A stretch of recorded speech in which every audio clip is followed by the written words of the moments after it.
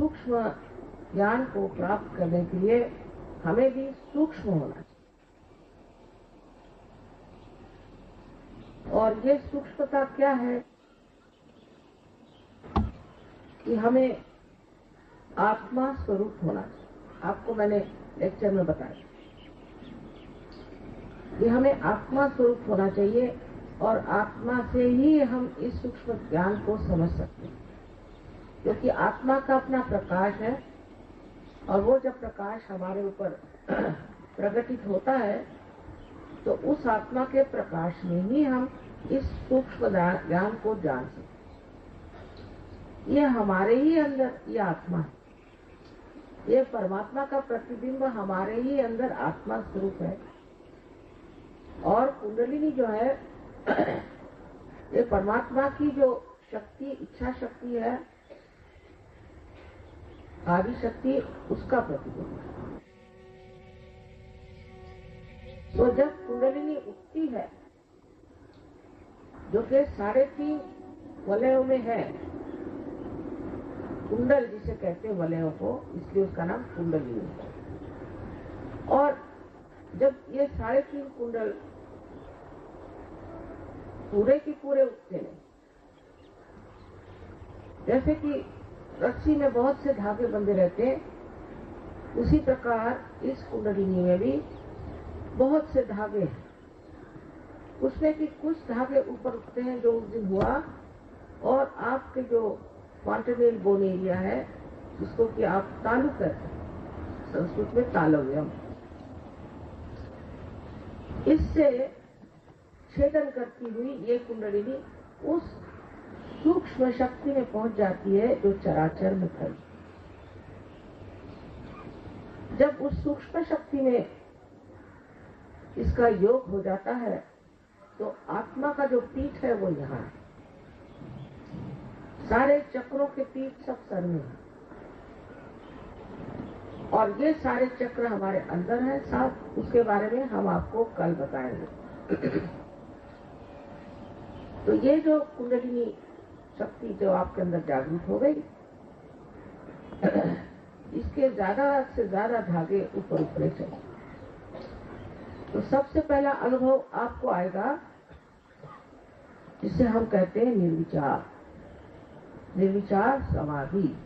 समाधि को अंग्रेजी में कहेंगे अवेयरनेस। पर समाधि मैंने जो समा गई हुई बुद्धि है वो। तो पहले जब बुद्धि समाती है इस व्योम में, इस नए आयाम में, इस नई धारणा में, इस ब्रह्म चैतन्य में, उस वक्त समाधि कहते हैं। लेकिन वो समाधि जो है प्रथम आपको निर्विचार समाधि के रूप में प्राप्त हो। हठात आप देखेंगे आप निर्विचार है। अब जब हम विचार करते हैं तो हम या तो आगे का विचार करते हैं, भविष्य का, या तो पीछे का यानी भूत का। लेकिन आज अभी इस वक्त वर्तमान है, वर्तमान में हम खड़े नहीं हो सकते। और जब तक हम वर्तमान में नहीं रहेंगे तब तक हमारी आध्यात्मिक उन्नति हो नहीं सकती, क्योंकि जो पीछा था गत वो तो खत्म हो गया और आगे का तो अभी है ही नहीं। पता नहीं क्या है, न जाने भविष्य क्या है, और जो भूत था वो खत्म हो गया। तो असलियत है वो है वर्तमान, ये समय। पर इसमें बुद्धि ठहर नहीं सकती, इसमें मन ठहर नहीं सकता। ये विचार ऐसे उठते हैं लहरों जैसे, फिर गिरते हैं, फिर उठते हैं, फिर गिरते हैं।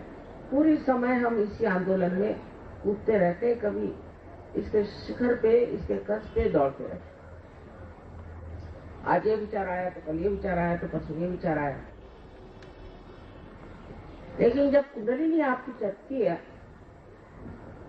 तो क्या होता है कि विचार लंबा कृत हो जाता है। इन दोनों विचारों के बीच में जो स्थान है उसे विलंब कहते हैं।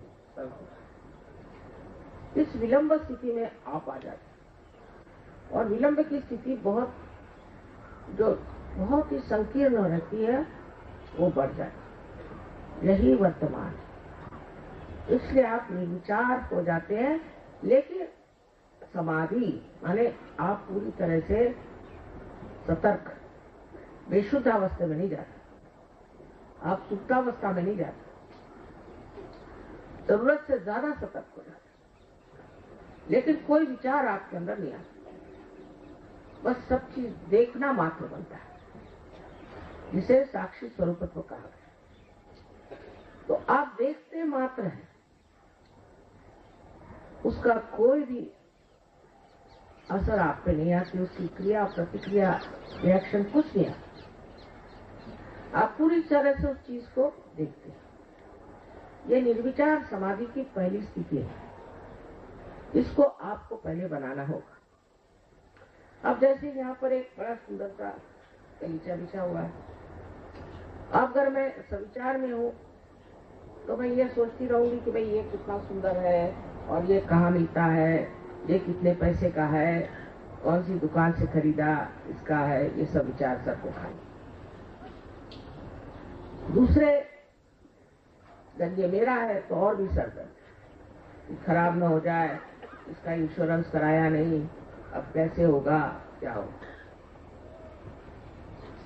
ये मानवीय दिमाग है। लेकिन दैविक शक्ति में आदमी ये सब सोचता नहीं, सिर्फ देखता मानता है। और देखता क्या है कि इसका सौंदर्य, जिस कलाकार ने इसे बनाया उसने इसमें जो कुछ भी सौंदर्य डाला, जो इसने अपने हृदय का आनंद इस सौंदर्य से प्रकटित किया है, उसको दिखाया है, दर्शाया है, वो आनंद का आनंद ही सारा निर्गुण में ही मेरे अंदर उतरने लग जाएगा और ऊपर से नीचे तक मुझे ठंडा करता हुआ चला जाए।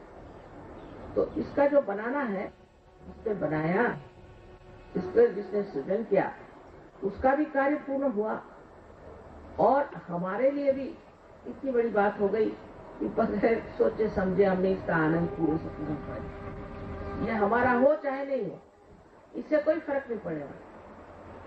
इस प्रकार आप निर्विचार समाधि में होते,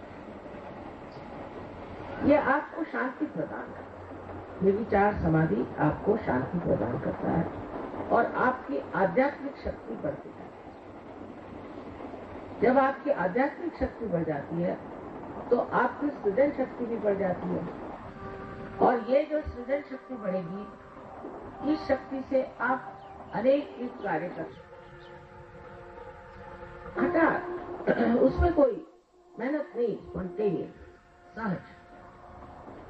जैसे एक साहब है, बड़े गणितज्ञ थे और उनको कुछ भी भाषा में कोई खास दखल नहीं थी, भाषा का जानते नहीं, वो सहज में ही आए और कविताएं बनने लगा और उर्दू में भी और हिंदी में भी, मराठी में भी, अंग्रेजी में कविता करने लगे। तो ये कोई भूत चेष्टा नहीं है, ये आप ही के अंदर छिपी हुई एक शक्ति है सृजन की, उसने आपको छू दिया।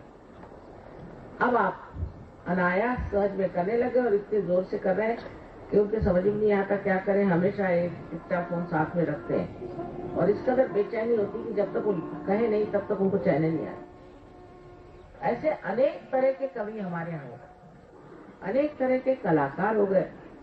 अपने हिंदुस्तान के बहुत बड़े बड़े जो आप माने हुए लोग हैं, जिनको हम बड़े बड़े कलाकार जानते हैं, सहज के ही माध्यम से बहुत कलाकार, अमजद अली साहब हैं, सिफात हुसैन खान साहब हैं, अल्लाह रखा के लड़के हैं, बहुत से लोग। उसी प्रकार अपने यहाँ अब यहाँ देबू चौधरी साहब हैं और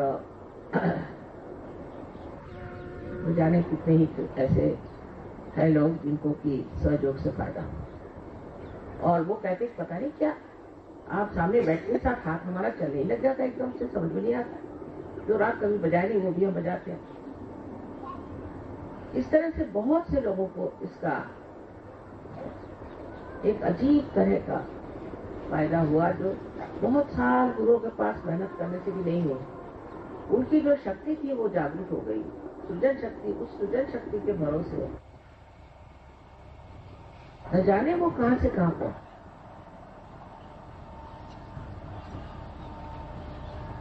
तो आपके अंदर की सृजन शक्ति